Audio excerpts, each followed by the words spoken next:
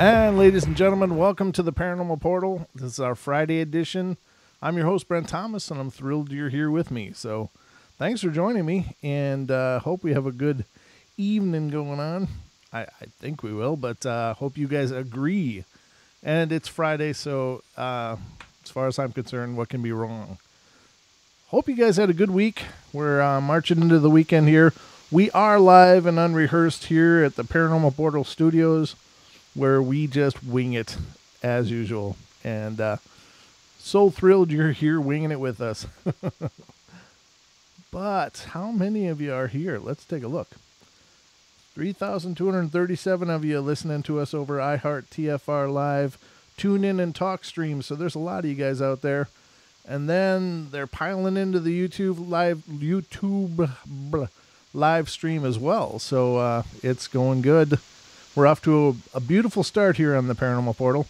This is May the 11th. Don't forget, ladies and gentlemen, tomorrow is, of course, Mother's Day. So don't forget your mother. That's pretty important. And I know she'll appreciate that as well. So I've had a really busy week. And I see my stream looks good on YouTube. But I don't know what's going on with that, because I can watch the screen as well. And sometimes it hangs up and I get that dial tone. But it says the stream is in good health. So I guess we're doing good. But ladies and gentlemen, if you are hearing the sound of my voice, as always on the Paranormal Portal, we are streaming the episode live to YouTube. So if you want to watch me do what it is, the magic that it is that I do, which is tongue-in-cheek, of course. But you can head over to youtube.com/paranormal portal. And check it out. See just what the hell's going on. Sometimes, not that I even have a clue, but you can see me doing it anyway. So, but it is Friday night. So as it's Friday night, of course, the call-in board will work. So if you want to call in and be a part of the show, tell me a story that you've experienced. Tell me your thoughts about a phenomenon. Tell me, just some feedback is great too. We've had some callers just call in to say that they like the show, and that's just absolutely thrilling for me personally. So just let me know. The call-in board is 213-233-3998. Again, 213-233-3998. One of these days I'm going to get that all memorized. But if you need the 833 number, the toll-free number is 833-TFR-LIVE. Again, 833-TFR-LIVE. And if you're calling from the UK, it's 44203-393-2871. Again, 44203-393-2871. So you certainly can be a part of it that way. Otherwise, there are two chat rooms that we have available to us. One of which, if you go to tfrlive.com/chat, you can create a username and password there and join the group over in TFR Live. A bunch of wonderful people. And, of course, you can use that chat room not only for the portal, but any of the shows on TFR Live that you want to listen to. And let me tell you, there's some amazing shows on this network and some amazing hosts, and everybody is just so intelligent and interesting. And you really, the tagline for the network is your protection from deception. And I think that is just brilliant. So that's going on all the time over on TFRlive.com. Otherwise, during the stream on YouTube, you can, of course, watch the stream as well as chat over there. So youtube.com/paranormal portal. Again, ladies and gentlemen. So those are your options to be a part of the show. It's hard for me when I'm doing these Friday shows to keep an eye on the chat. So the chat probably isn't the best option for, to communicate with me. If you're in YouTube, if you type Paranormal Portal, it at least shows it in orange. And if I have the screen up where I can see it, at least I'll see those more than likely. But if you just say, hey, I was wondering about this, I may not see it. But let's see. I don't see Don in the chat right now, so he's not quite in yet. I don't know if he'll be rolling in sometime soon or not. But usually when he's here, if there's something going on that I need to look at, he'll even text me, which is beautiful. So I better put my phone out just in case I'm missing something important, which has been known to happen. So love you all a bunch. Thanks for being here. What is Brent the Long NR? I don't know what that means. I can usually say my name if it pops up on the screen, but I'm not sure what that means. So anyway, ladies and gentlemen, once again, welcome to your weekend, unless you work on the weekends, and then, you know, it just sucks. And there's nothing I can do about it. But most people, I think, are on their weekends now. And if you don't, I don't know. I used to work several different shifts. And for me, it didn't really matter if I was off on Friday, Saturday kind of thing, because I was, you know, never really much of a extroverted type of party person. So, and my days off were just my days off whenever they happen. So that's cool. But some people are really, really into being off on Fridays, Saturdays. And I love when you guys are able to tune in, spend your Fridays and Saturdays with us here on the portal. That's always an awesome thing. So thank you so much. And tonight's show is going to be the Spirits of Hauntings. And, I think in many cases, people that are familiar with the paranormal, a lot of what we're going to discuss tonight might seem like preaching to the choir. And I apologize. I don't mean to talk, you know, in overly simplistic terms. But then again, there are always new listeners, and I don't think it's good to talk above people either. So it's easier to break down these concepts into simpler forms, into simple communications. And I may be repeating myself because I've talked about these things in pieces and parts in many different shows. So I don't mean to be redundant either, but I think just to get a holistic view on the whole hauntings phenomenon, and there's a lot of speculation, a lot of theories about what are hauntings. Well, hauntings generally are okay. I did get a text, so it's a good thing I had the phone out. Hauntings are generally when there's some presence, spiritual presence or spiritual energy. And I've come to the conclusion that it's not just, you know, quote unquote ghosts or deceased. That there are several different entities that remain largely unseen by us, and we cannot experience them much like we do, you know, our physical world. I think that they are in several cases probably never were human. Now, that's not to imply, I never want to imply just because they weren't human that somehow means that they must be evil, because I don't believe that as either. I think that the mechanics of our universe are so complex, and the mechanics of reality are so complex and so intricate and diversified that there's lots of life, and we are just beginning to understand the natural world around us, and therefore the idea of dimensional realities and things that exist and may exist beyond our perceptional abilities of our physical senses, or they may be able to exist beyond them by choice. And that may play in a lot to the ideas of things like, you know, and some people would roll their eyes to this, but things like the Fae, or the fairy kingdoms, and all these legends that have persisted for, you know, centuries and centuries. They've been around, and there are, you know, countries like Iceland that embrace these ideas that there is a realm that exists within ours or in concert with ours, where these beings exist largely unseen. Now, there are, of course, people that have seen them, so that would seem to suggest that they can sometimes choose to be observed if they want to. Or maybe they're just surprised, you know, from time to time as well. So that is a possibility to some of these. So I don't ever mean to imply that just because something unseen is going on in your experience does not imply that it's, you know, something quote unquote spiritual. Excuse me. We tend to use that label spiritual just to go to plaster on top of anything that we can't quite physically quantify. And it's kind of like the ancients used the term magic to encompass the principles of things they couldn't begin to understand, such as meteorology and sciences. Not to suggest there isn't real magic, but you understand what I'm saying. And I think we do that today, presently, using terms like spirits. We just throw that term out there. That's a blanket term of understanding. So hauntings are the presence of some energetic being or some being that is able to exist eluding our physical senses. I don't know. I'm putting this together in my head as I go, so that's the best way I can paraphrase that, I guess. So as we go through these stories, keep that in mind, and as we hit some that I may feel that they are one thing or the other, or there's possibilities, I'll certainly throw that out to you. Now, there are certain people that seem to be more prone to experience spiritual, quote unquote, spiritual activities, and those tend to be the people that are born or have learned to turn on those extrasensory perceptions. And, ESP, feeling, hearing, seeing things that aren't visible to other people.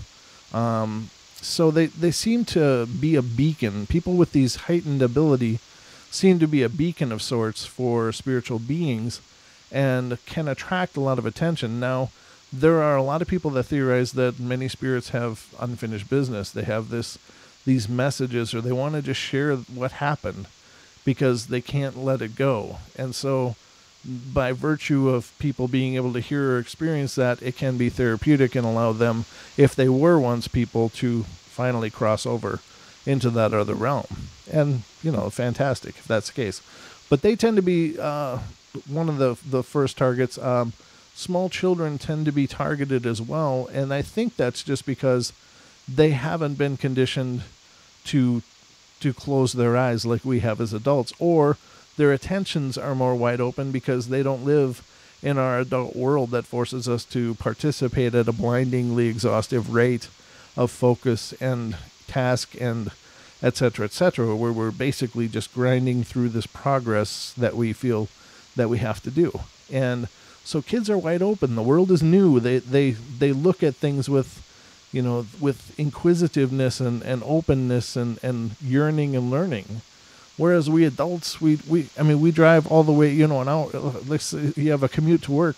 Most of the time, you don't remember much of your commute unless there was some jerk, encroaching in your lane or being a dork on the road.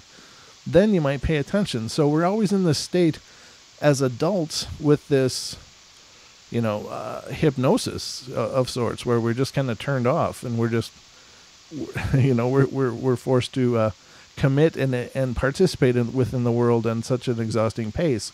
So maybe that's why children are more open. Maybe they just, there's some that believe there's more naturally occurring levels of DMT in their brains, and that therefore opens them to the perceptions that the lower amount in our adult brains can perceive. And that's a possibility as well.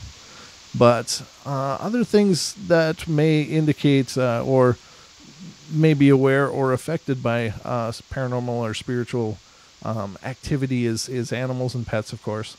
Everybody hears the stories of the dog looking in the corner, barking for no reason, or growling at something unseen in the doorway of a bedroom. I certainly believe there's a lot to that there's a lot of credibility to those things. And what can cause them?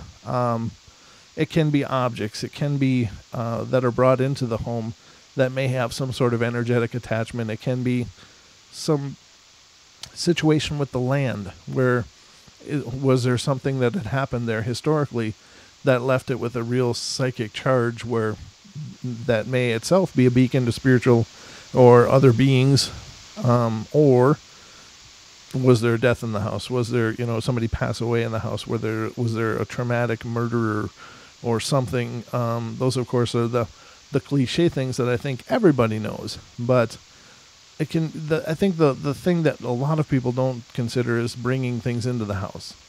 And if you thrift sale or if you yard sale or whatever, getting pre-owned items can be risky. So always bear that in mind and learn some cleansing techniques, as that's something that you can do in light of that. So we're going to go through some stories tonight of hauntings and spiritual encounters, and just have fun with it.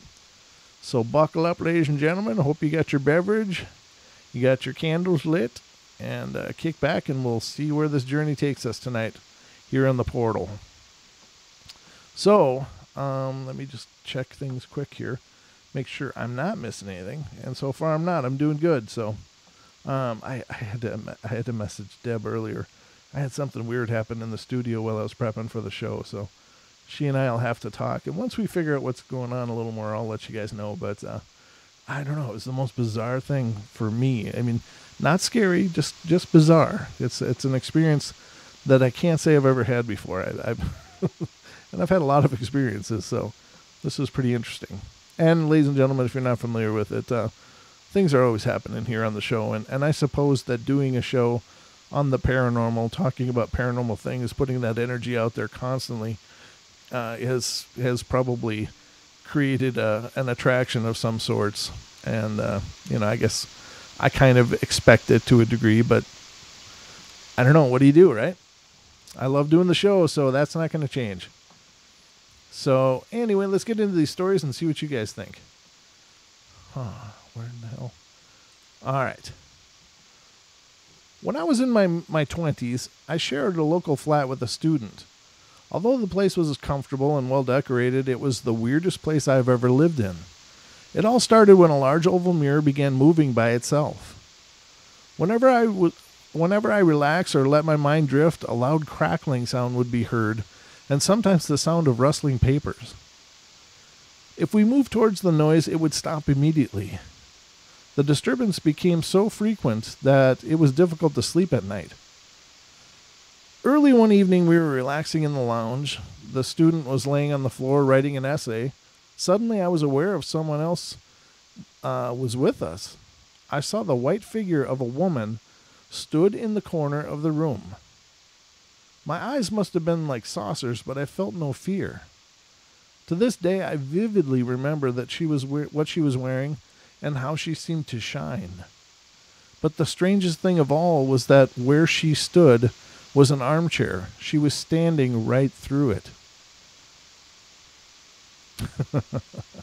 That's a sight, I'm sure. Now, I often wonder about those kind of things. Is that person experienced things throughout their lives? Is this a new experience for them? Does it indicate perhaps, some ability of some sort or not? I don't know. But a very cool story. This is the next story, sorry. I'm sure that the old oak beamed house that I used to rent rooms at is haunted. One night I stood in front of me, the ghostly figure of a man, dressed in an airman's uniform from the Second World War.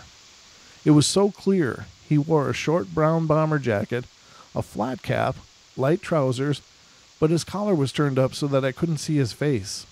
I screamed out in terror. The landlady knew the gray ghost. It was her husband who had died 18 months before.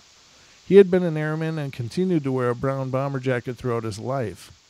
At the end, he suffered from leukemia. This made him feet the cold. I don't know what that means, but I'm just reading it like it's written. So he could always wear his collar turned up. It obscured much of his face. And there you have it, and a great example of someone that had passed, that was, at the very least, was attached to the property, had an emotional attachment. Maybe that was a favorite place. Maybe it was had some nostalgic meaning to him. Maybe he hadn't quite wanted to pass over because he was waiting. That's the other thing I think about, ladies and gentlemen, is why don't some pass over? Now, I know there's the stories of the people that are traumatized. They've experienced something horrible, and someone has cut their life short. That makes sense to me. It makes sense that they haven't passed and that they don't know what to do. And they perhaps feel like they want revenge, or they just want someone to know. They want to be able to tell their story. That I get. The ones that are curious to me are the ones like this, where somebody has passed. And I've heard many, many, many of these stories. And I think I've experienced this phenomenon myself. And it's not a scary kind of haunting. It's just someone's there. Someone's just there. Why are they still there? What is it about the location that keeps them there? Could it be residual, that it's just an imprint of energy? Or is that intelligent spirit still lingering for some reason? Can they not pass over for some reason? Or, are they waiting? Or is there something more they felt they should do before they pass, and so they linger? I don't know. And, unfortunately with the paranormal, there's no way to know. But we can throw ideas, we can throw theories out there, and we can talk about possibilities. Oh, we got a call already here. Let's go to the call board for Miss Diane Swagger. You're on the air. Hi. Well, once again, I guess this is something I can kind of partly answer. Oh, good. Is lots of reasons people that I've encountered that people don't cross. Yes, there's sometimes when they get confused. There's sometimes when they miss their chance. There's times when actually I've encountered some that are afraid of their fate on the other side. Oh, sure. I have encountered people who have exactly the wrong idea about death, that have been so misinformed about death that it just, is pretty horrible. I mean, what religions, and I'm not bashing any particular one religion at this point, although I could bash a few if I really wanted to get into that, but Wayne Steiger's already done that on his channel. We won't go into that right now. Gotcha. If you've been watching his channel, he's been getting a lot of attention for that. But a lot of times religion misleads people into thinking horrible things are going to happen when they die. That's one thing I've encountered over and over again. Uh-huh. And another thing I've encountered is confusion, yeah. I've encountered some spirits that are just almost like recordings. It's almost like a recording. They don't even know you're there. Mm-hmm. And Ian's, I'm sure, run into that. But that seems to be almost like the land recorded it. It's I swear, they can't even see you. Mm-hmm. Some of them are not well in the head, mm-hmm. and they weren't alive, and they're not any more well dead than they are alive. Some of them really just like where they are, and they don't want to go on. Some of them are attached to people so much that they, or things so much that they just can't bear to leave it even for a minute. There's all kinds of reasons like that. But remember, they're still us, okay? Oh, yeah. The dead people are still us. And they've got every idiosyncrasy that we've got mm-hmm. still. And you know how some people are. It's like, some people still have an argument with life that they're trying to resolve, Right. And I've seen people stick around for that, too. They're trying to resolve something that they couldn't resolve living. There's just every kind of reason you could think why anybody gets stuck anywhere. Right. So ever. No. In life, ever. Ladies and gentlemen, in case you're not familiar with this, Diane is a psychic as well, and not as well like I'm a psychic, but I believe we're all psychic. But she is of course a regular contributor to the show, so I'm really glad that you call in. Now I have to ask you, what do you think of the idea that there are many, many other things that were never people that I was discussing earlier? Yeah, I agree. Absolutely. Okay. There are many, many other things that were never people that you can run into, and you're lucky if all you run into is a people sometimes in a situation. I've run into some ones that have figured out how to become very powerful, though, who are people who you would, people have thought were demons or something, but they are just actually the spirits of people who have learned how to really control that things in that realm. Oh, yeah. So it can be hard to tell sometimes what you are dealing with. Right. However, there are, I will I will tell you from my experience. Hey, Diane. I believe that everything just a quick exists. Second. I agree. We're going to head to break in just a couple seconds here, so just hang on the line, and we'll continue this dialogue in just a couple of minutes. So, ladies and gentlemen, we're going to be going to break here, so don't go away, because we'll be back with more of the Portal, of course. So grab a refreshment, hit the loo, or whatever you got to do, and I'll see you back here in just a couple minutes, ladies and gentlemen, for more Paranormal Portal.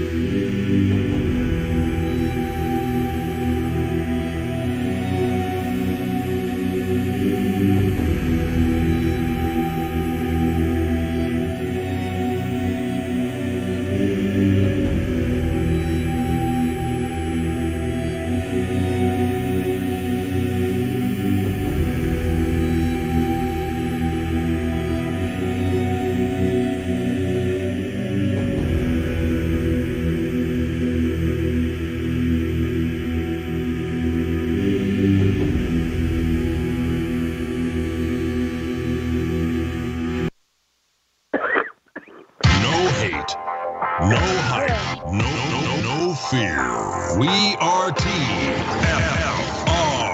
Frequency Radio.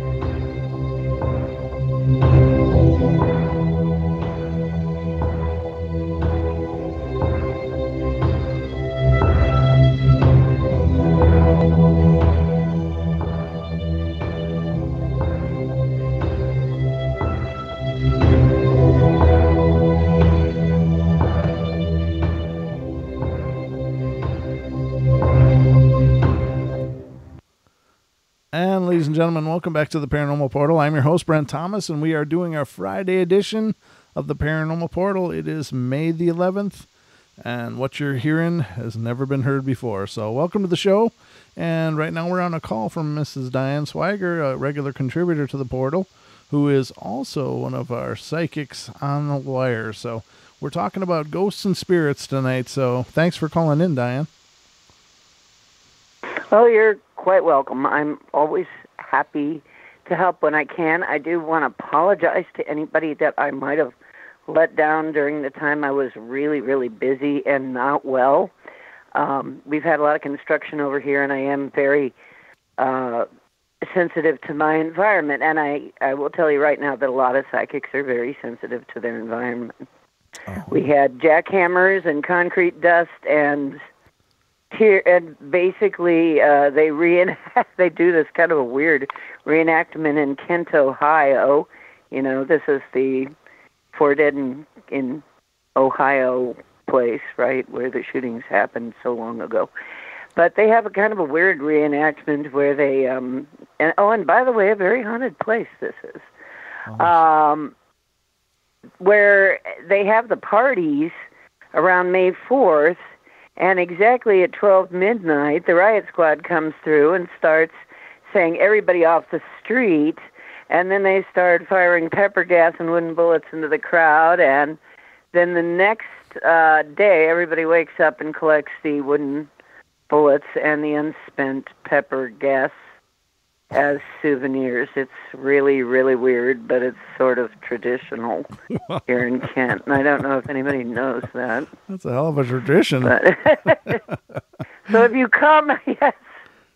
So if you come to Kent, and then there's the townhouse tradition where you, because actually it's Beltane too. I mean, it's right around the time of Beltane. So I suppose that's right.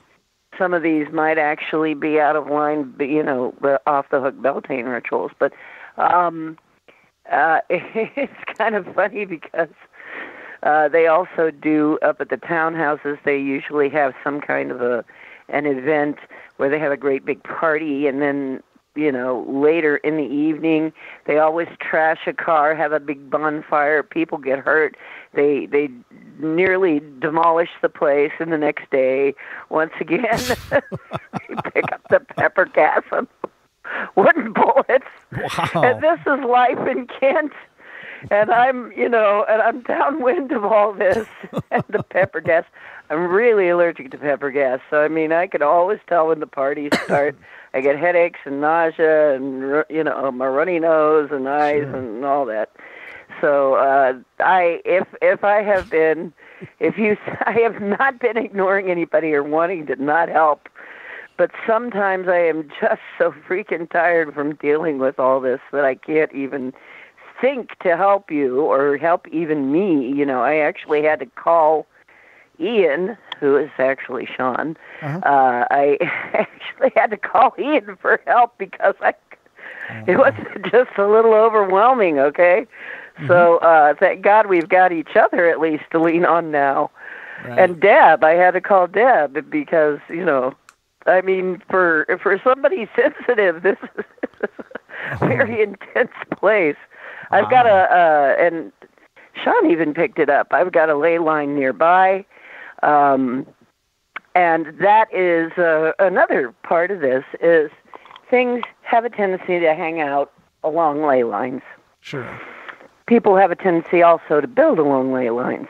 Yeah. Because water has a tendency to be there. So basically, when you have, back in the old days, when they had to build, they had to have water when they built. You know, you couldn't just, you know, pipe it in from anywhere. You had to have a water witch come and find out where the water was.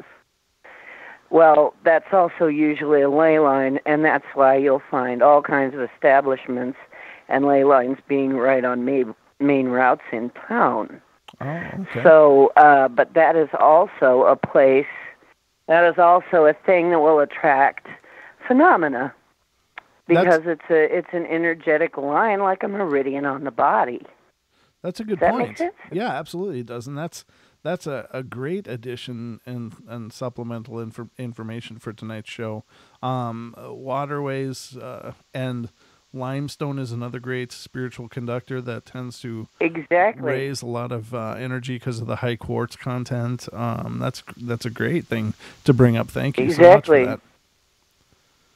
And then there are these things called nexus where the lines cross, and those are usually hot spots.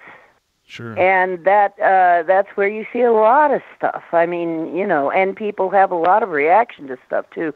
So if you're a sensitive person and you come around these areas and you don't know, because we're not taught well. We really are not taught important stuff.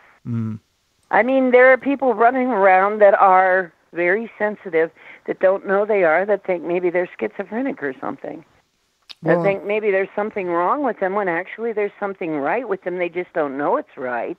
And that may be a lot of cultural things, because I think there certainly are plenty of cultures out there that embrace the idea of those things. And I hope that we as a Western culture are getting better about that. But you're right. And when we did the show on demons on Wednesday, we Don and I were talking about that. It's like how many asylums are filled with people that were just dealing with an oppression or possession or, and then you bringing up the point about the, psychic abilities, latent psychic abilities that are just emerging and people don't know how to cope with it. And that's a great point as well.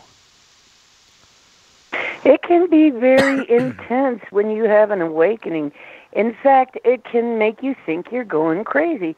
And especially if you're the shamanic type, a lot of shamanics appear to be nuts at first. I mean, they really do. I'm sure that I did too. I know that I did to some of my friends. I seemed like I was losing it. I seemed like I was having a break when after I died, and when I had my comeback, and when I had my stuff happen. I hit a point where my husband was actually telling people that I had a break. It's like I hadn't had a break. I had a wake up. And they couldn't quite accept that, because they were more of a logical ilk. I mean, and then I kind of had to start hanging out with more metaphysical types and more pagans and people who are at least, accepting of that, because my old crowd just couldn't handle it. Right, exactly. I remember having somebody talk to me for hours, and she was an agnostic. Talk to me for hours. She wouldn't let me off it. She kept trying to keep me on the phone, and we were arguing, and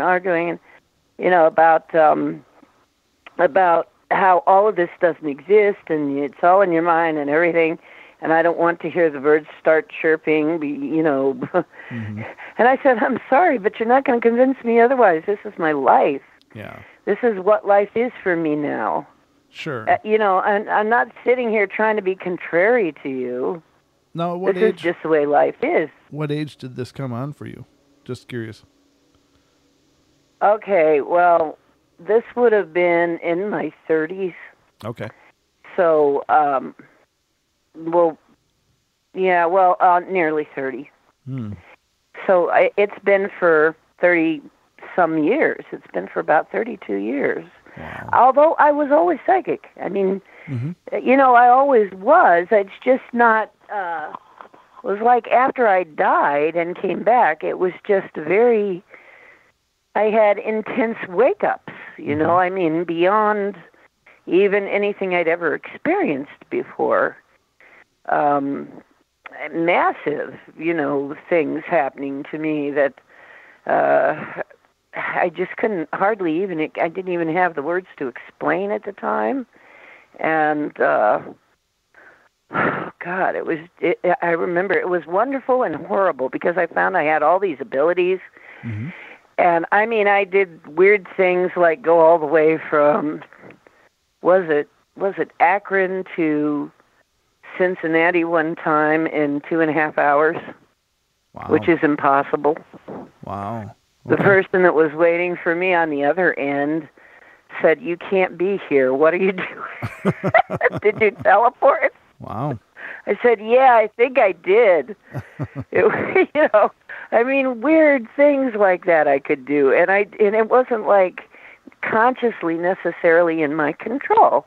Sure. It was quite often just something that would happen. And I couldn't explain it. And we're not given the words to explain. We're not given the way to explain these things. Sure. So, if you don't grow up with a way to explain it and you don't have any words and you're trying to explain to people, you're just lost. Sure. And they just think you're nuts. Right. Unless they experience it, and then they're like, how in the heck did you do that? You're right. I got rid of my husband-to-be, I got rid of a mole off of his head. I wasn't even thinking about it too much. I said, well, I should be able to do this. I mean, that was even before I went through the experience. Oh. I knew I could do some strange things, and he had a mole that bothered him all the time, that his comb always hit, and I just said, would you like it to be gone? And he said, yes, and okay, that's permission. And about a month later, I said, so what happened to your mole? And he said, it's weird that you should ask that because I can't find the darn thing. Because it had like a shock of gray hair growing out of it and really bothered him. He said, I can't find it. Wow. I said, you remember when I asked you if you wanted to lose it? He said, yes. I said, well, how did you do that? It really freaked him out, man, Sure. Sure. So, I mean, I would do things like that even before I died. But then after I died, I got really weird, I mean, it was like you didn't think I was strange enough already. Then I die, and I'm seeing fairies, and I'm talking to trees, and I'm That's wonderful, though. I think to be able to resonate with the natural world is a very powerful thing. Go ahead. I was saying, go ahead. To be able to resonate with the natural world like that, I think is a very powerful thing. And you're right. I think those that must have been made you a sort of beacon then as well for these spirits and these entities to come seek you out. Yeah. We do have another call on the board, Diane, but thank you so much for calling in tonight and sharing and giving your feedback as well. That really helped, and you brought up some really great points, so thank you so much. Okay. All right. Have a great one. Absolutely. And I'll be here. I'm awake this time. All right. Awake. Yay. All right. Hi, Pix. I'll be in a minute. Bye. Well, there you have it, ladies and gentlemen. And so Sean's actually calling in as well. Hey, Sean, how you doing tonight? Hey, Brent, how's it going? Good, brother. How you been? A little tired. Oh. Diane's been needing me for quite a bit of stuff, so what Deb Varner was saying did come true immediately after the show. Oh, cool. Which was kind of funny. I wanted to add some things to the understanding on ghosts, because a lot of I never hear anybody discuss this anywhere, and when some people say, well, that some hauntings can be demonic, I wanted to give a little insight as to why it can be demonic but not a demon, and why they can look different.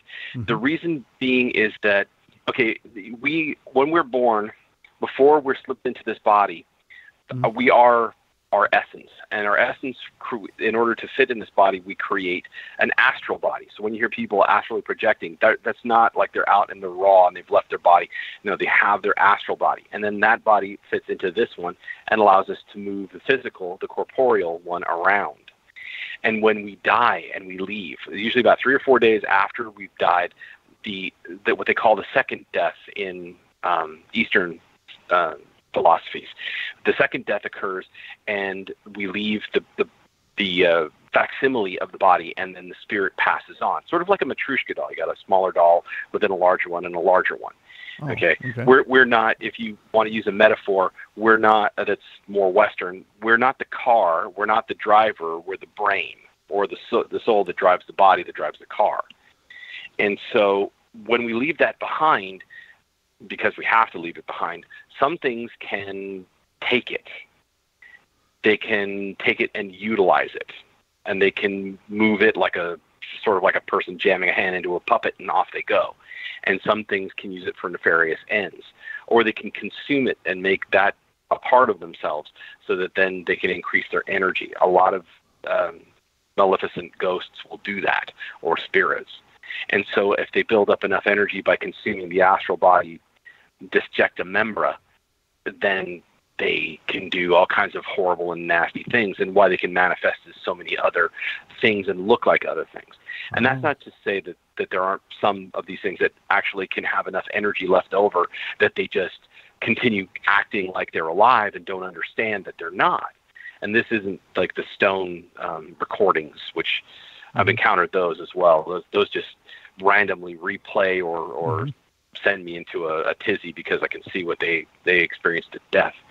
But these things can continue on, not realizing that they don't have any energy behind them, or the other thing that took it over is making them continue so that they can bamboozle or do whatever kind of weirdness they want to do in the environment that they're stuck in. Ah, okay. That's very interesting. So hopefully that has, it is a weird thing. And I have encountered people's leftovers that you try to convince them to move on, and they will get terrified of that because they aren't anything. There's nothing left. This is just the last gasps of, I guess you'd say, sentience from the previous life.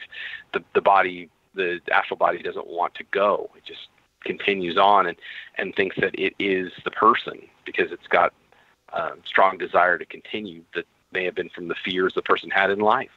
No, that's a very, very, very interesting perception on that, and I think that's incredibly intriguing. That these are just in some cases they're not the full manifestation. Now it was the Navajo that they have a term for the last part of the spirit that leaves the body, and it's about 3 days after death, and I can't remember the name of it, but essentially it's the last energetic spiritual part of the body, and it's all the negative stuff that leaves at the very end. And so I wonder if that would be a similar type of manifestation then, that it's just a fragment of what the person was that was there, but it was the discarded fragment that couldn't transition. Yeah. See, the negative stuff will never pass on. It doesn't move on. It becomes like a fodder for negative things that do remain in the environment. And that's why they try to do their best, especially holy folk, do their best to try and calm or remove the negativity from an environment, because it is a hard thing to purge, especially from things like solid materials like quartz, limestone, oak, really solid materials. Castles just tend to hold on to it because of the high level of rigidity in the material. It just soaks it up and just keeps throwing it back at you. Flagstones people have walked on will pick up a lot of that as well, and especially if they're near ley lines or like as in England, but right by the Thames. For some reason, they're just some that I walked on that would send memories of things at me, and I knew to get closer to the water and try and stay off the stones and keep a hand on iron. I don't know why that is, but as long as you're holding onto iron, it discharges it like a lightning bolt, like a lightning rod. I never got an explanation for that. Maybe Dee knows or somebody, but that energy it tends to ground out in people that are sensitive. Mm-hmm. And iron has long been rumored to be a protective mechanism from spiritual presences. And I know they exploit the hell of it on shows like Supernatural, for instance. They'll grab a rod of iron and swat it at the spirits, and they'll demanifest for a few seconds. It basically just slows them down. And obviously that's not a I think that that's not a good or accurate representation, obviously, but I think that they do, in the making of those shows, try to look at the legend and lore surrounding phenomenon and apply that to them. So it's interesting that that is the case, that it is a grounding influence or whatever it is about the iron. But it's interesting to hear you say that as well. And it's something that's actually antithetical to the Fae, which is why I don't like having it around my home, because it is something that I mean, it's good to cook on, but not good to have if you want to keep say spirits near your home, because it does hurt them as well. It's a non-particular substance. Silver, on the other hand, is a very particular substance. But I'm getting off topic. The main point being that a lot of spirits that we encounter, I've talked at a bunch of them, they just don't respond because they don't know how.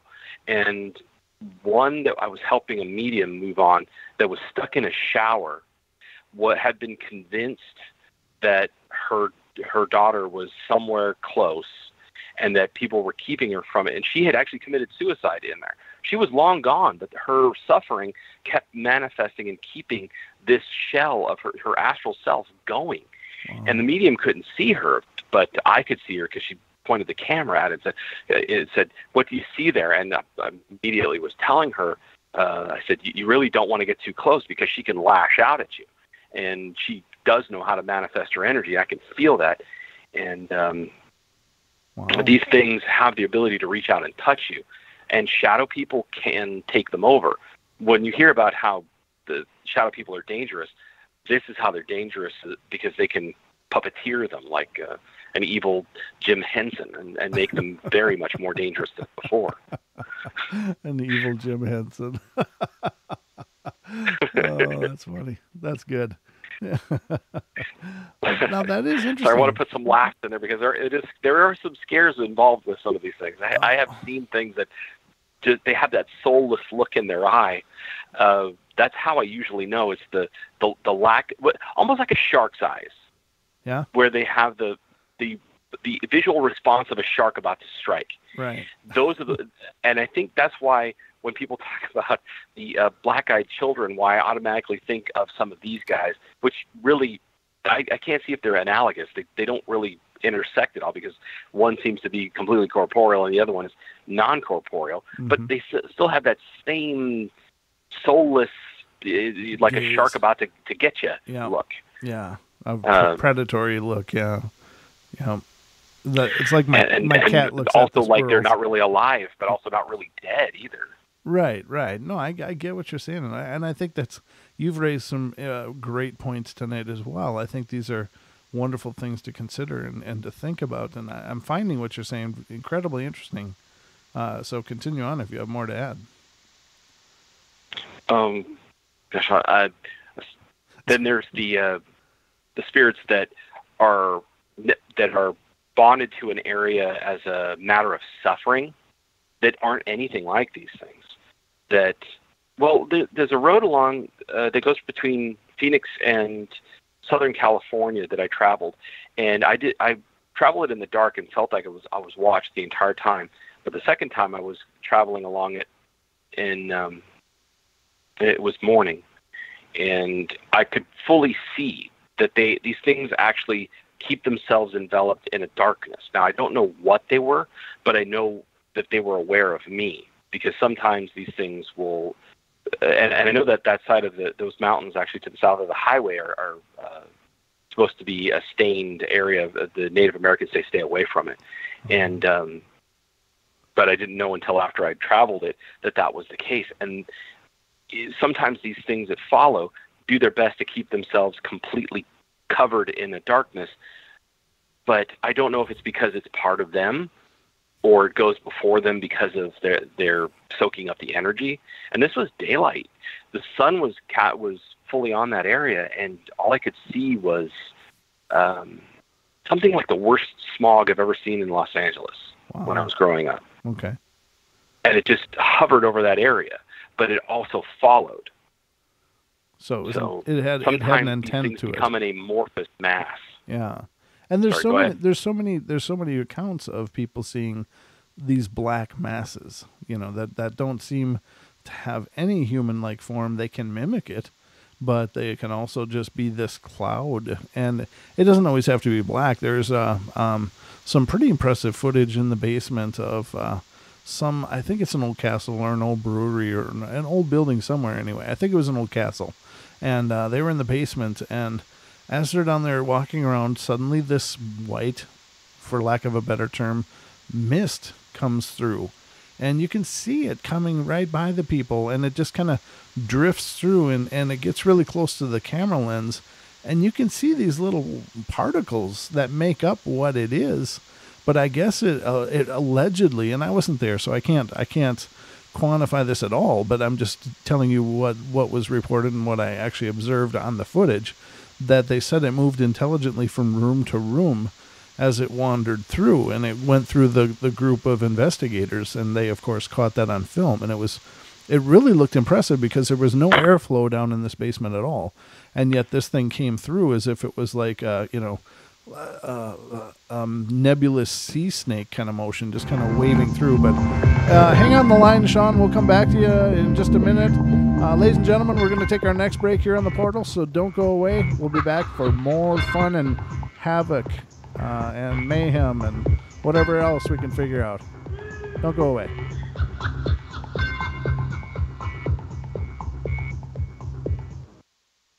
Hi everyone, it's Chris Gio here, founder of Truth Frequency Radio. It is with the deepest sorrow.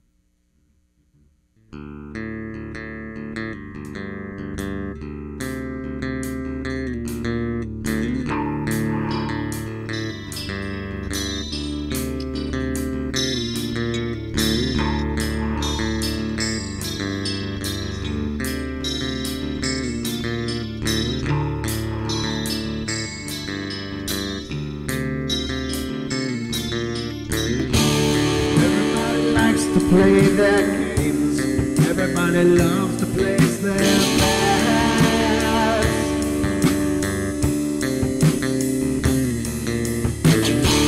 They don't understand the price I paid. They don't care to comprehend.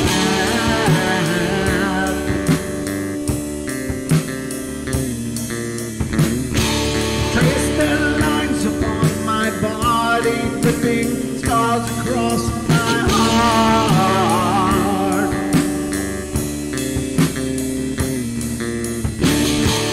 Raging anger pours inside me as their lies keep falling apart.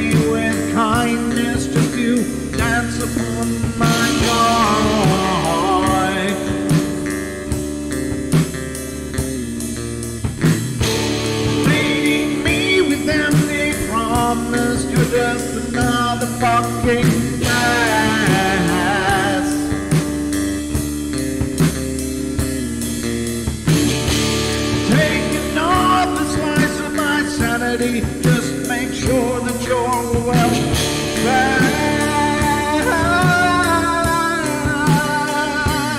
From deception, this is Truth Frequency Radio.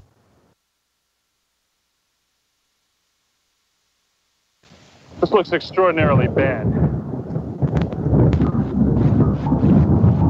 They linger in a perpetual dream state, a nightmare from which they cannot wake.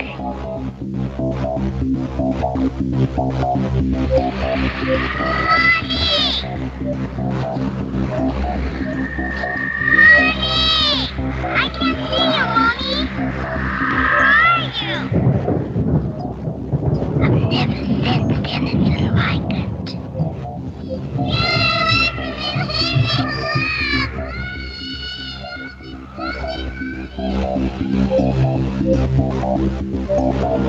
Carol Ann is not like those she's with. They're attracted to the one thing about her that is different from themselves. Her life force. It is very strong. It gives off its own illumination. It is a light that implies life and memory of love and home and earthly pleasures. Something they desperately desire, but can't have anymore. Right now, she's the closest thing to that. Poltergeists are usually associated with an individual. Hauntings seem to be connected with an area. A house, usually. Poltergeist disturbances are fairly short duration, perhaps a couple of months. Hauntings can go on for years.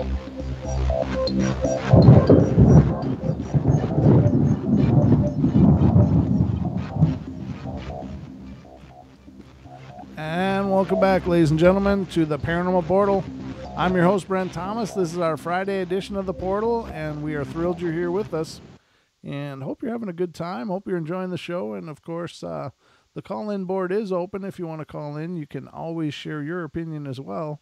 The number is 213-233-3998.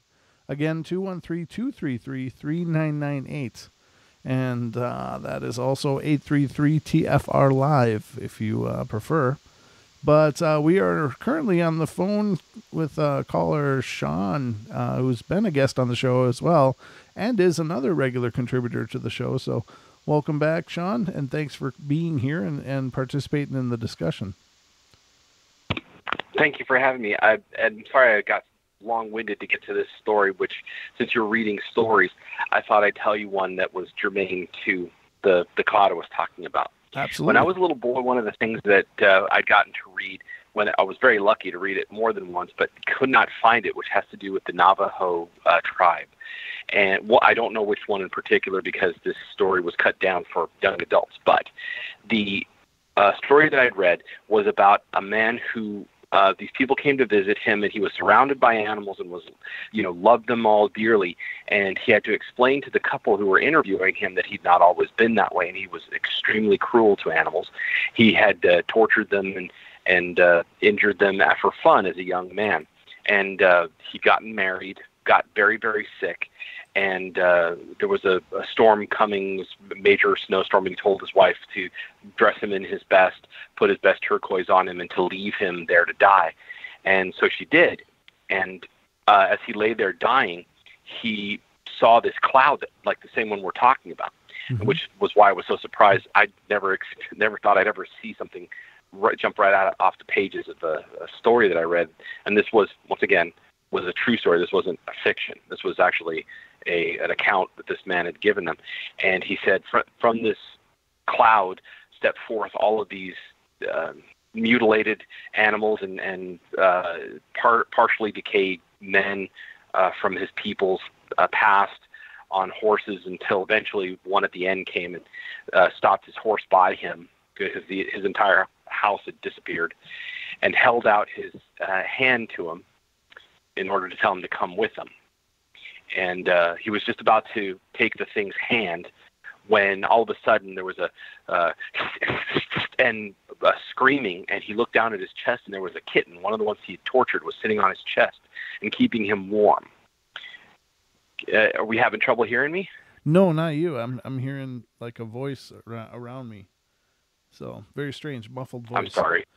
So, no, it's not you. It's in my room. It's in my room. Please continue. So the cat was hissing and acting like a ball of anger at the evil spirit, and it drove it back, and it jumped back, frightened that it was going to get hurt, and it smiled at the man and laughed at him, and then rode off. The other world faded away from him, and the cat continued to purr and sit on his chest and keep him warm, despite the fact he was partly paralyzed and dying. And now he was come back to himself. and he wondered why it was that the thing had smiled at him and ridden off so readily, despite being driven off by the cat. And when he finally had the strength to move the kitten aside and go outside, he found that his wife was dead in the snow, only about 5 feet away from his home. Wow. And that was the reason why it smiled. It took her instead. Oh. And so from then on, he did his best to lead a better life because he didn't want to add to the cloud of evil that his people had some of them had unwittingly created. Right. So that's really cool. That's what I saw reminded me of. So do you think that that's would it be akin to some sort of I don't know if I would say a dark thing necessarily, but is it what would be a good term for that? Because it's not like a misty thing like that. In that narrative, would that be more divine in nature, like creating balance or creating? Do you know what I'm trying to say? I'm not wording it right, but. Well, when I saw this thing, it gave me the feeling, of course, because I'm gifted, that it was antithetical to life, that it was something that was scooping up misery in order to continue itself going.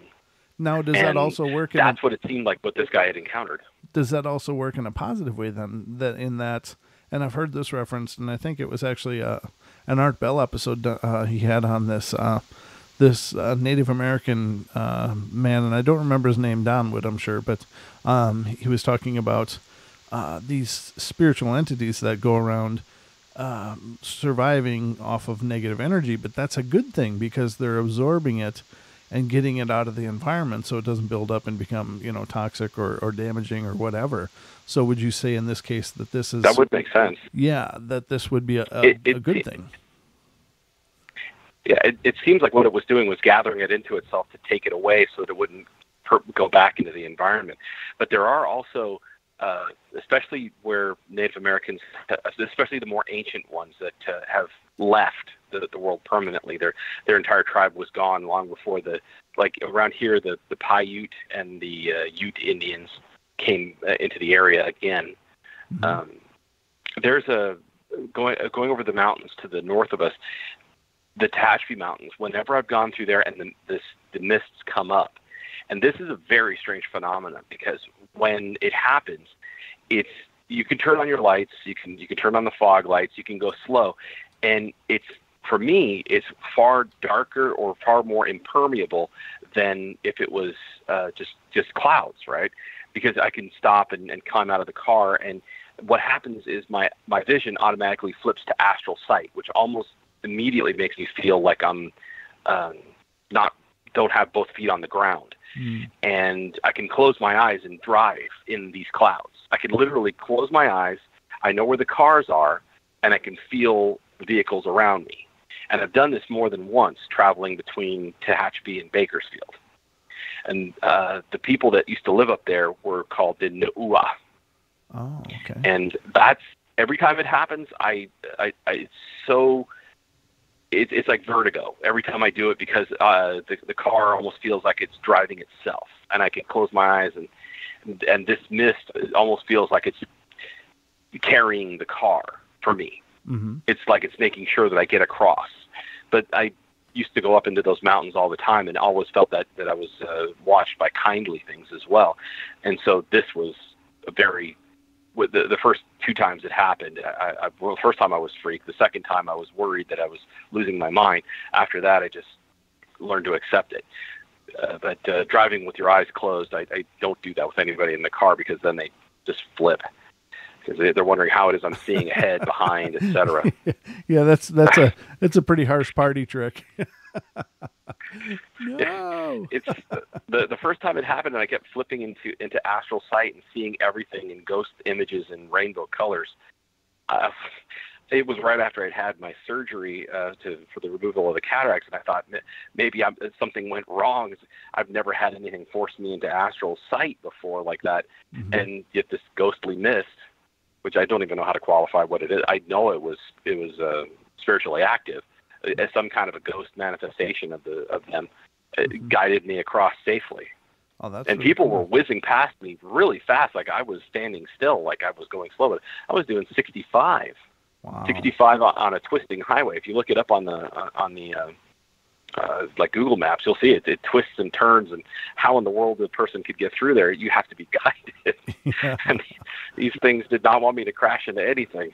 Well, that's good, and that's another point, and I think again, I think I need to do a better job representing those kind of quote unquote hauntings as well, and when they're benevolent and they serve a purpose of peace and creating balance, and I think we overlook that so much because it's of course more sensational to talk about the scary stuff.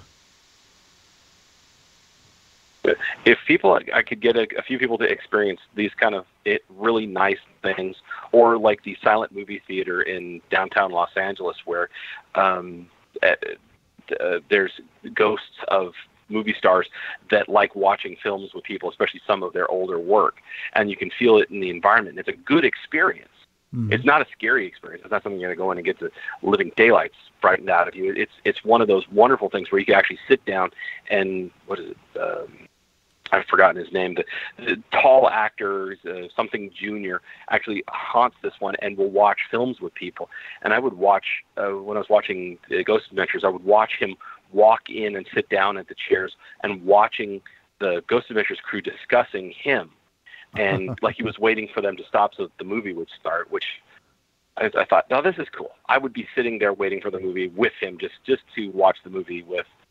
Sorry, I just can't remember his name. I'll look it up and email it to you. But Sure. He used to do all of his old stunts, etc. 6'2". His father was also into. It wasn't Lon Chaney Jr. It was. No, that was in my head too. But are you thinking of the swashbuckler guy? Yeah, that one. Okay, I can picture him, but I can't think of the name right now. But yeah.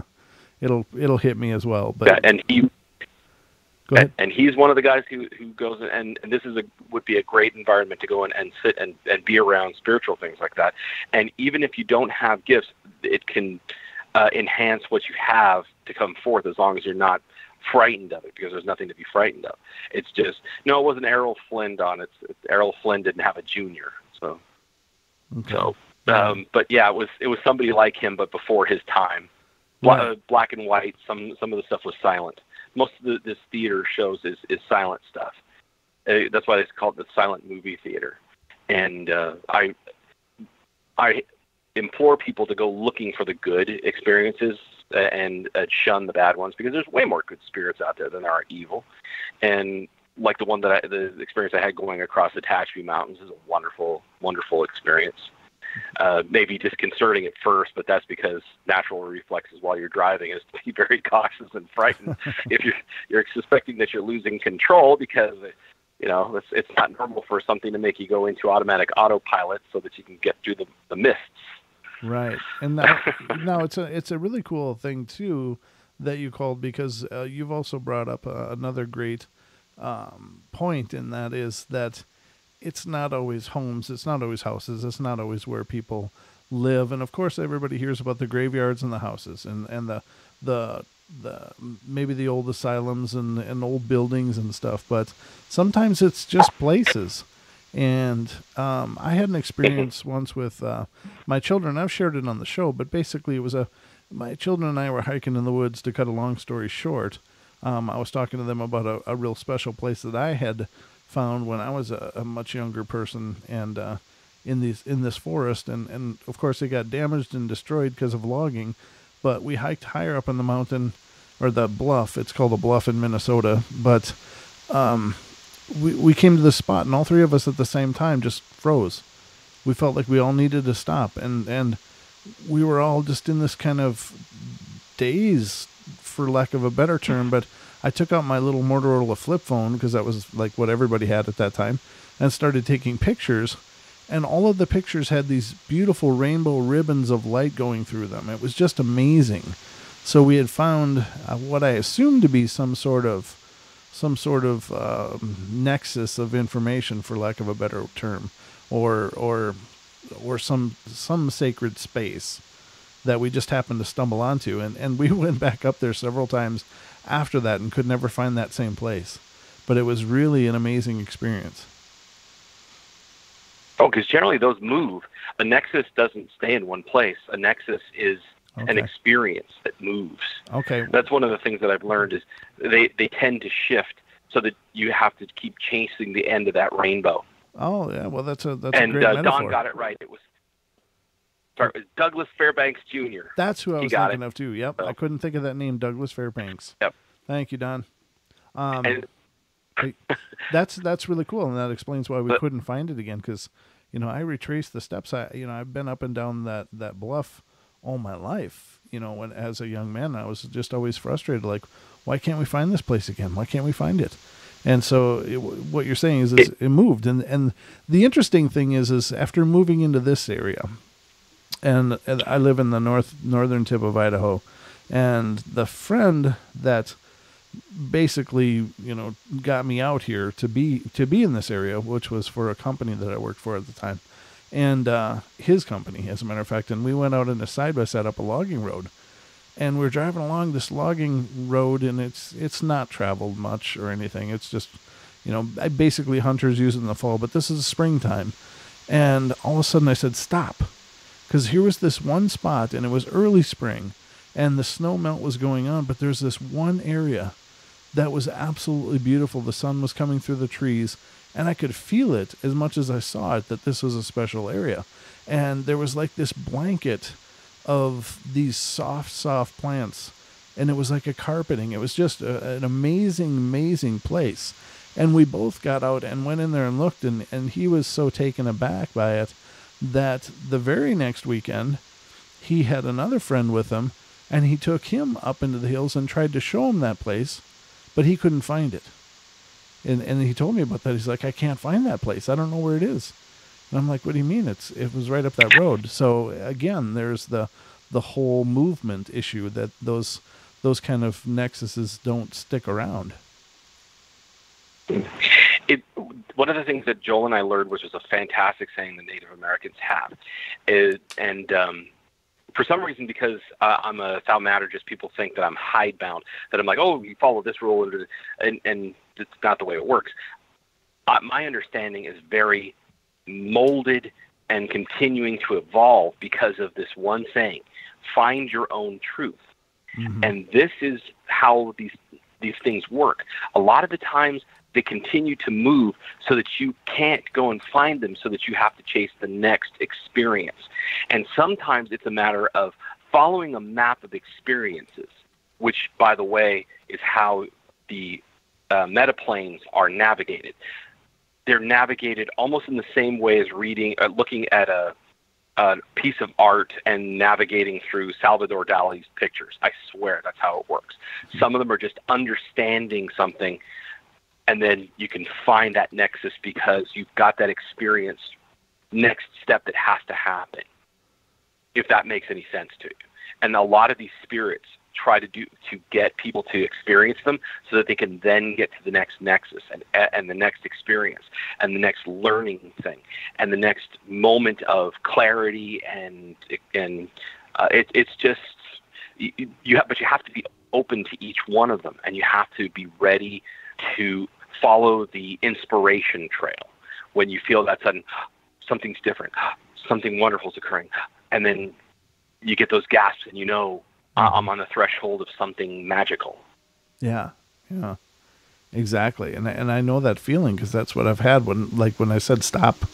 Yeah, I just knew that what that was, whatever that was going on. And what made it real peculiar was that it was so early spring that it was before any of the growth really started happening. So to find this whole area blanketed by this green foliage, like a carpeting, but a big plush carpeting, was just amazing. I mean, the snow had just melted off of it, and then boom, it was just there. And there were many other areas that were still covered in snow, so it was like this one window, and it was just beautiful. Great experience, and I love that I had it. And I think we all probably stumble into those places, and some people may experience it on a vacation or something. They just, I love it here. I just love it here. well, they probably, are feeling the energy of the place. And I realize that sounds absolutely childish, but and obvious, but I think it's more profound than just, gee, I like the energy here, it's fun. No, I think it's absolutely resonance, like to a spiritual level. One of the funniest haunted things that Joel and I ever experienced together was we were on a reservation. We'd stopped to get a rest, and I was looking at a mountain. It actually turned out it was a burial mound. We didn't know this, but it was a mountain, and a burial mound. And I asked Joel, I said, Joel, do you see that mountain? Does it look strange to you? And he said, yeah, it looks kind of odd to me. I said, what is it doing to you? Because to me, it looked like it was coming closer. Mm-hmm. It literally looked like I had a camera and I was panning in on it. And he said, it looks like it's walking away. I said, it looks like it's getting closer to me. I said, well, let's trade places and see if it changes. And he said, nope, it's still doing.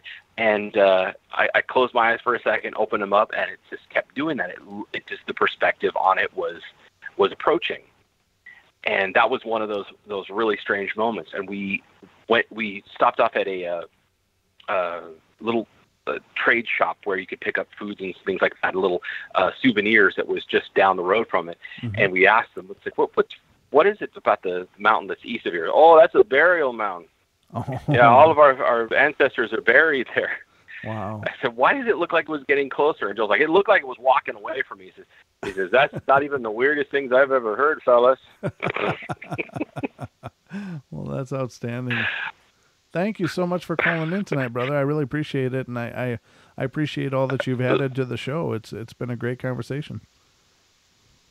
It's my pleasure. You have a great night. Night, everybody. All right. Good night, Sean. Take care. And another caller, but it's the caller second time tonight. Miss Diane, how are you? Hi. Ian and I have done, Ian equals Sean, by the way, for those of you who haven't been paying attention. But yeah, it's like we do this. Sometimes we do tag team calling on Paranormal Portal. We'll just have to do a conference call one of these days. Yeah, we'll have to do a conference call. Yeah, absolutely. There was stuff I want to mention that I didn't get to mention. You asked about other stuff before the break. Right. And then the break happened, and it totally blew my mind about that. Oh, okay. But you said, I think there are other things besides ghosts, and it's like, I wanted to say, yeah, there are like way, way, way, way other things besides ghosts. Right. So much more. Mm-hmm. And I think, and I'm gonna think we need to encourage people to send in their stories that are about good things that happen to them too, because I think maybe we do have a lack of balance in our storytelling sometimes. Because you're right, it's more sensational and grabs people more sometimes to hear the negative side and the scary things and the wah, But I think at these times, and I mean, Pixie brought this up, very intense times we're going through. Mm-hmm. I think we need to have more emphasis on the good stories, and that's an opinion, take it or leave it, but I think we need to encourage that and send those to you too. I think that'd be great, and I certainly love the feel good stories when people have those experiences. Like, for instance, the stories that you stumble across every once in a while, like, I just had a baby, but my mom died and never got to meet the baby, and it broke my heart. But one night the baby's crying, and I walk in there and I hear the sound of my mom humming, and the child quits crying, and it's like I knew my mom was in there with the baby. It's like, wow, that's so powerful. And that's so amazing and awesome that, even, the idea of death being such a final and absolute thing, and hearing stories like that help us to understand, no, it's not the end, there's so much more. And I think that gives a lot of people hope and encouragement and maybe even a great sense of peace to know such things. Yeah, I think we maybe, and Galactic Pixie brought this up, it's very intense times. I think we need to give people hope, and I think we need to get them. Look, if we're in a simulation, if we are, and some very smart people are saying we are, we give very good chance that we are. And if we are creating things, and I mean the double slit experiment, if anything, that drove Einstein so nutsy, was proof that a consciousness exists in the universe. I mean, because if something changes, if a photon changes its behavior when it's observed, it must know it's being observed. Right. That implies consciousness. Therefore, we create a lot of what we see in the world. Therefore, if we're constantly feeding garbage in that is very negative and scary all the time, and I'm not saying that you can't have fun being scared. Oh, sure. Because it seems to be something we like to do. Hold on, Diane. We're going to take our last break of the night, and we'll come back, and we'll finish these thoughts. So don't go away, ladies and gentlemen. We're going to take a couple minutes, and we'll be back for more of the Paranormal Portal. Okay.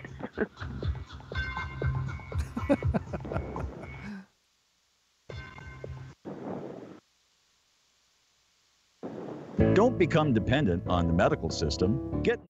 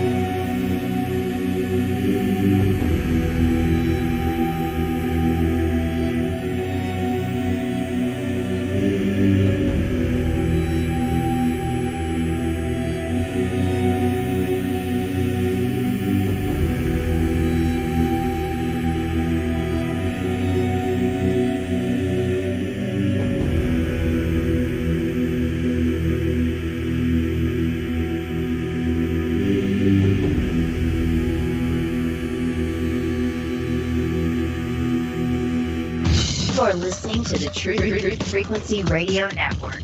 No hate, no hype, no fear.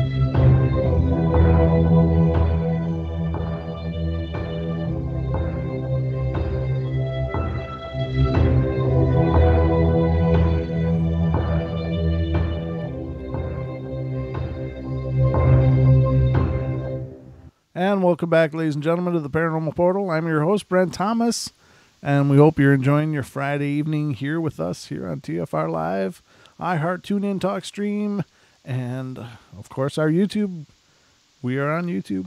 And if you are not aware of our YouTube, please go to youtube.com/Paranormal Portal and subscribe. We're looking to raise the Portal Army.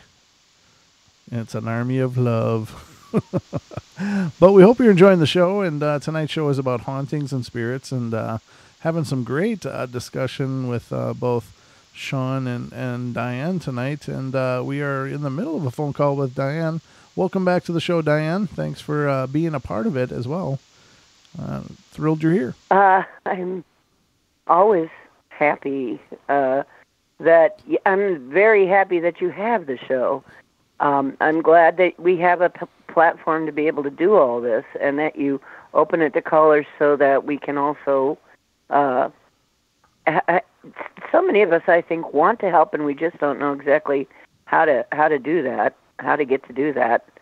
So thank you for opening your phone lines too for that. Oh, absolutely. I really, and I do have to apologize because unfortunately on Friday and Saturday shows, I'm up against, being on a schedule. There's station breaks. On the Wednesday show, of course, we can just kind of freeform it. That's our YouTube only stream on Wednesday nights at 7 p.m. But on Friday and Saturday, of course, we got to conform to the station breaks and stuff. So sometimes, I feel incredibly rude going, hey, by the way, we got to go to break. But it's beyond my control. I mean, it's just programmed in. So I apologize if that seems awkward to have to stop you mid-thought and to go to break. But it's just the structure of the show. So, I mean, I don't control the breaks. The way my brain works is like if I get derailed onto another path, I could end up, somewhere else down the road. No, that's fine. No, before the break, you brought up entirely. Oh, good. Before the break, you brought up a really good point, and I would like to reiterate this a little bit. That, and I think what you said is exactly right. You're dead on. We are creators. We are creators in a very simplistic way, and we're creators in very profound ways. In fact, we are manifesting the reality within which we live. And you're absolutely right that people are being programmed I think very, very intentionally to be focused on the negative, to be focused on fear, to be focused on divisiveness and mistrust and controversy, because it keeps people absolutely isolated and untrusting. And so that is what... And powerless. Yeah, and powerless and frustrated and, scared. And, of course, because they've been programmed with it continuously, that's the world they are manifesting. And the people that, the people of the power, like Naysay says, the powers that shouldn't be, I think are intentionally doing that to create a world within which they can prosper and thrive, because fear is a very lucrative business. You can sell people a lot of things because they're afraid. You can sell people ideologies and concepts because they're afraid. And so, and it's something that I've always been very cognizant of doing the portal, is that I wanted the show always to be fun and as light as possible, because this subject matter can be incredibly dark, and it can be incredibly, just awkward and weird and very scary.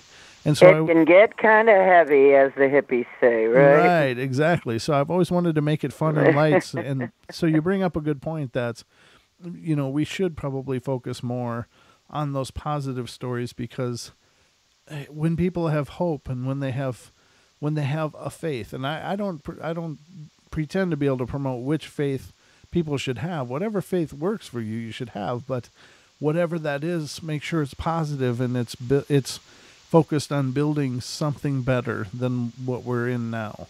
And I think things are transitioning and they are changing, and I think we're in a very incredible time. And I've been saying this for, since the last year, that whatever's going on, I could feel it building.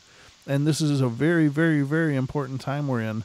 And so, we have the opportunity to reshape everything. So, you're absolutely right, and I just wanted to reiterate that because I think that was a very powerful line of thought. Thank you. Yeah, that's where I was going with that. Basically, is shows like yours, and I am seeing it happen here and there, all over the net.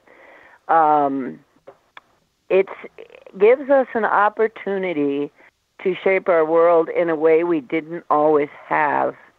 Now that we are so easily connected.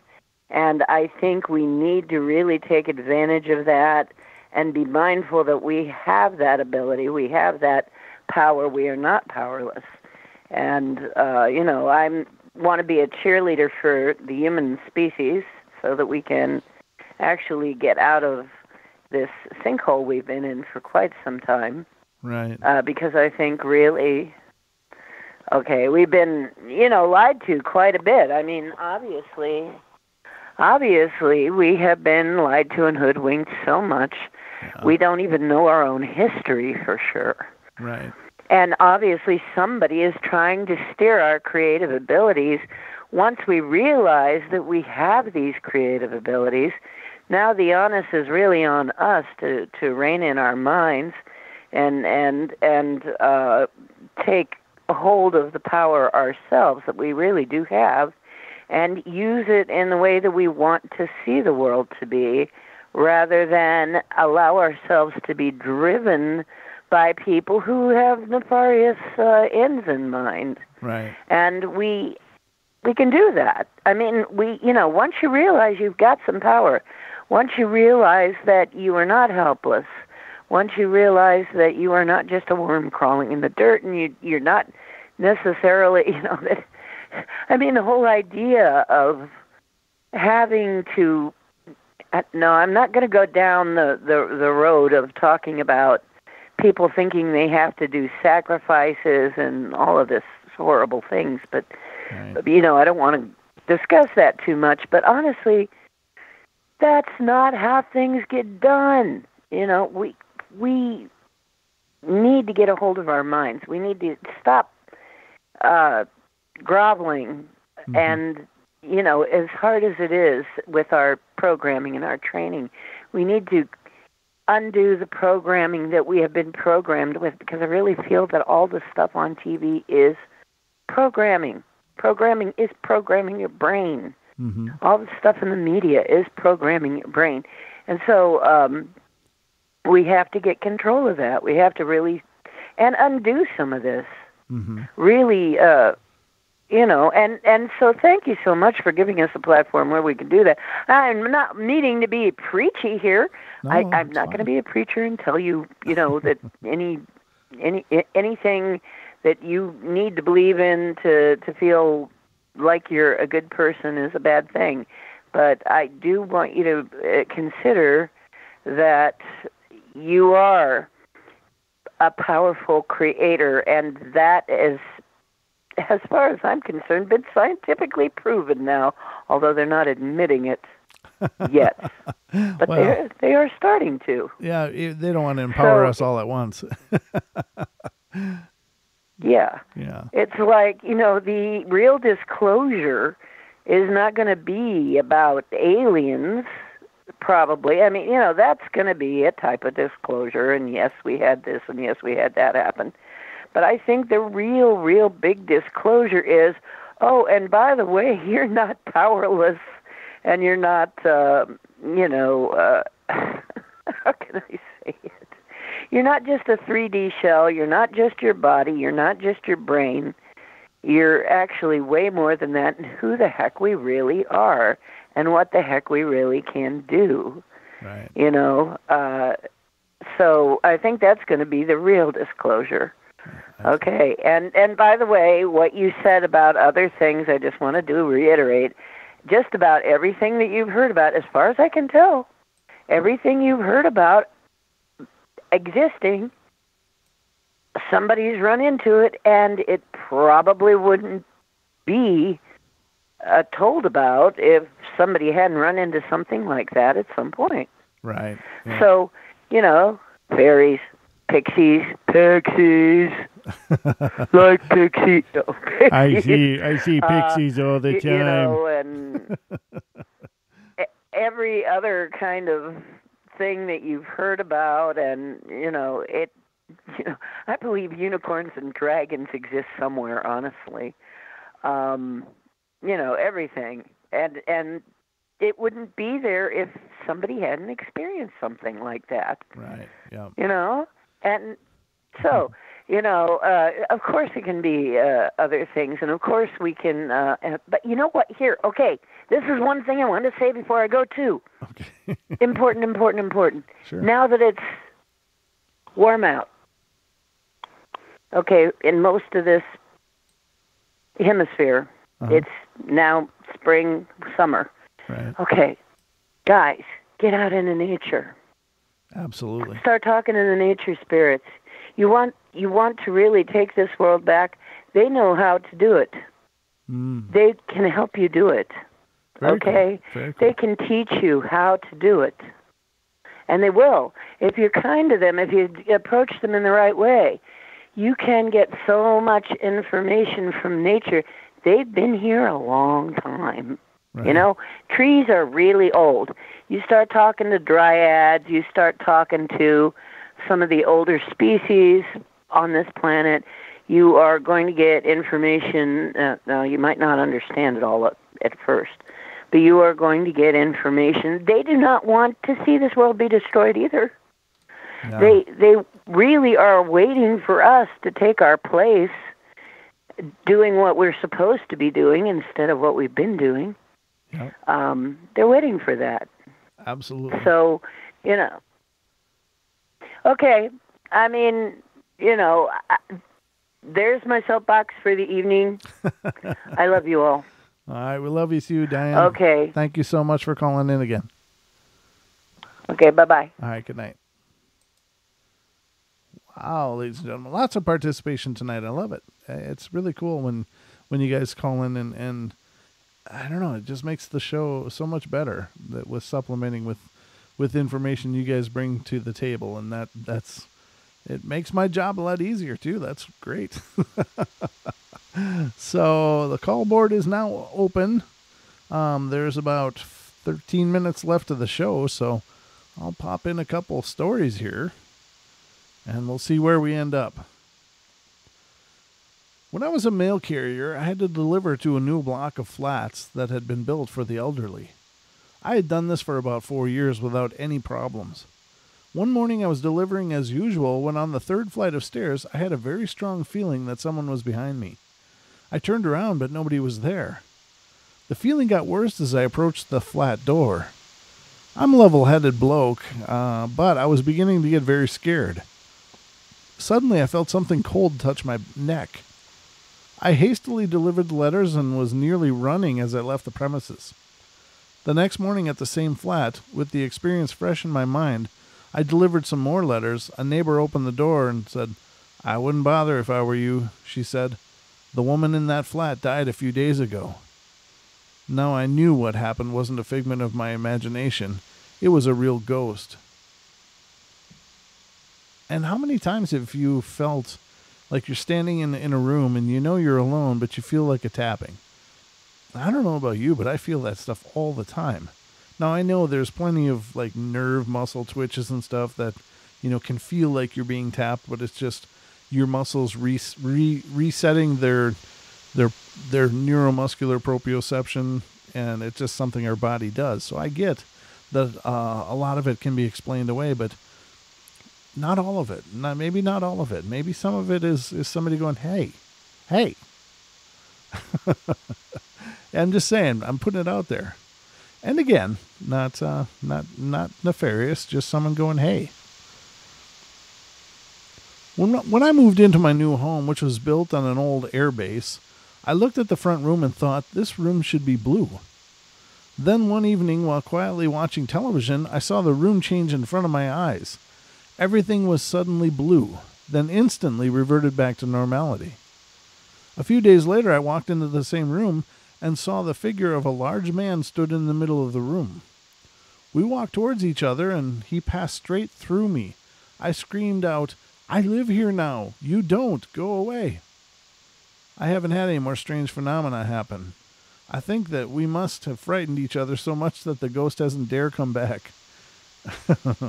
and ladies and gentlemen, a lot of times, and we've certainly covered this many times on the show, but claim your space. If you feel like something's there, claim your space.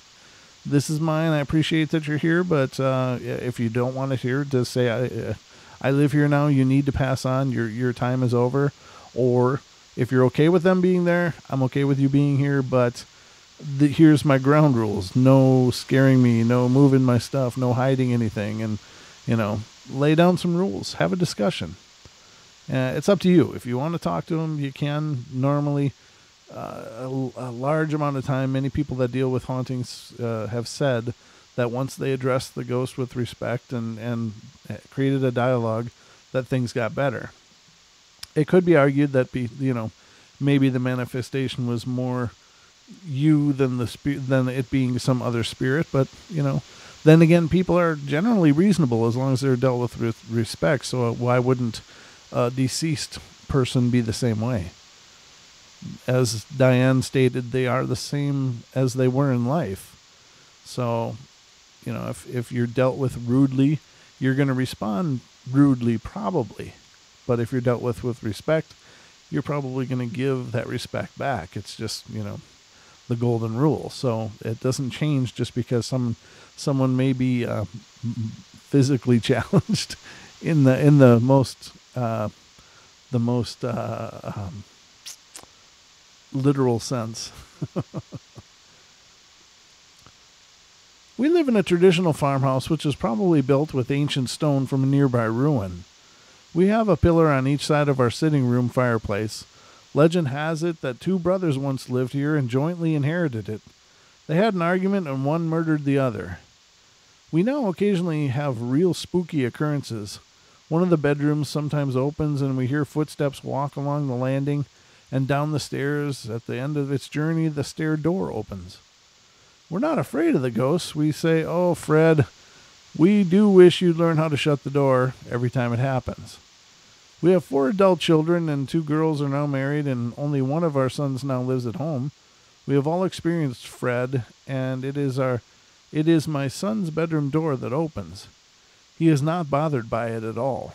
Even our 3 dogs and 3 cats do not react to Friendly Fred. Friendly Fred. All right, so the next one, 8 minutes. We're doing good. When I was a crew member aboard the Bristol registered ship Castle Combe, C-O-M-B-E, we went to a small quarrying creek on the Welsh coast. It was one of those places where the ebbing tide left the ship high and dry. My attention was drawn to a dilapidated vessel anchored a little distance out. It looked like it was ready for the breaker's yard. One night I saw a faint light coming from a porthole, so decided to walk over to it and have a look. As I climbed aboard the deserted ship, I felt unease. I opened the door to the crew's cabin and was confronted by a man. He wore a mustard-colored coat with a cloth cap pulled over his eyes, but he was floating 3 feet above the ground. I dashed back to my ship, and these were real ghosts. The next day I was worried by what I had seen. Had someone perhaps hung themselves? I had to go back and find out. I opened the same door again, and in the daylight I could see many glass containers. Of course, that was the answer, I consoled myself. The man must have stood on one of these, which I couldn't see in the darkness. Sure. Could be. I wasn't there. I can't say. It was one of those times when everything could go wrong, did go wrong. To top it all off, my cat died of kidney failure. Oh, that's horrible. In despair, I sat on my settee at home, just put my head in my hands and had a good cry. I stopped when I felt a hand gently squeeze my shoulder. Looking up, I saw my dead ex-husband. He was as clear as day and looked just as he did when we first met, with his Tribbley hat cocked to one side. When I looked again, he was gone. That's a beautiful story. That's, again, the love continues. I love that one. Very good. This one's pretty short. I am 76 years old and not subject to fantasy, but one night when I was staying at a friend's house, I had a strange thing happen. As I lay in bed, the figure of a woman dressed in long mustard-colored robes floated into my room. She floated by the side of my bed and then lay down beside me. She spoke to me, but her words were indistinct. I asked her to repeat the words, but still couldn't make them out. She just faded away. In the morning, I asked my friends if anyone had entered my room that night, but of course, they hadn't. Sometimes I do have very vivid dreams, but throughout this experience, I was fully awake. That's got to be a hell of an experience, you know?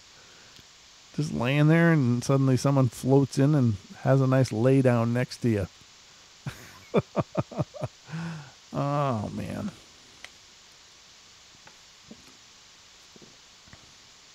It Won't Leave Us Alone is the next one. I arranged for a medium to visit our house because we were troubled by a ghost. While the medium was with us, the rug in the living room lifted up, and there was a very loud thumping on the floor, as if it were being hit by a stick. The medium's advice was to be strong and firmly tell the entity to go away. I've had other mediums visit as well, but the problems continue to persist. Before the spirit activity, a sweet, sickly smell fills the house. I experience a numbness and coldness as if being touched by something. Often things will fall by themselves, and on one occasion the ironing board nearly hit my young daughter. Also, writing appears on my windows, and no matter how hard I scrub it, it will not disappear. It couldn't be my daughter doing this, as she can't write yet, and I am careful to keep pens out of her reach. The strange smell started again when I decided to write this story. What should I do? I would start with some sage and work up from there. The power of sage. This is another short one. At about 4 o'clock in the morning, I was awoken from a deep sleep by a strong feeling that there was someone in my bedroom. I felt that I was being watched. The room was cold. Slowly, I turned my head and saw the shadowy form of a monk stood beside my bed. He was standing with his head bowed, sorry, and arms folded at waist level. Inside the hood, there was just darkness. I sat up and the figure faded away. I have no idea what this was all about, but I am sure I didn't imagine any of this. Again, that speaks probably to the history of the place. There must have been a monastery in that location. I can only assume. But there's a statement underneath there where someone responded back and said, many mediums believe that monks and nuns continue their spiritual work in the afterlife as guardians of the living. So in that case, that could be a very good thing. So if you see a monk or a nun, it might not be such a bad thing. They might be there just because you may need an extra protection that day or whenever you see them. I don't know. That's the first time I've heard that theory, but anything's possible. I could feel that there was someone in the room watching me. The next thing I knew, the bed sank as if someone had sat down on it. I was too frightened to look at it. I also have pictures falling off the wall for no clear reason. Please, can you tell me what all this means? Also, I was drifting off to sleep when I felt the presence of someone sitting on my bed. The bed actually went down. I heard a voice that said and told me not to be afraid, as they just wanted to hold my hand and be with me. A coldness went up my arm. Wow. They need love too. All you need is love. Thank you. Thank you very much. See, Don's not the only one that can sing. I was always ridiculed by my friends and workmates because I believed that the dead can contact the living. Nobody would ever believe me, but they changed their tune late one night when the siren blared and news arrived from the coal pit. My friend had worked deep in the pit, and when he saw the ghostly shape of another miner approaching him, shocked, my friend jumped up from where he was working and followed the real ghost's phantom down the passage. As soon as he got close, the figure faded away into thin air. As he turned around to return to his workplace, the ceiling of the tunnel collapsed behind him with a crash. If he hadn't followed the real ghost, he would have died in the accident. The ghost had saved his life. Wow. A fire killed the previous occupant of our house.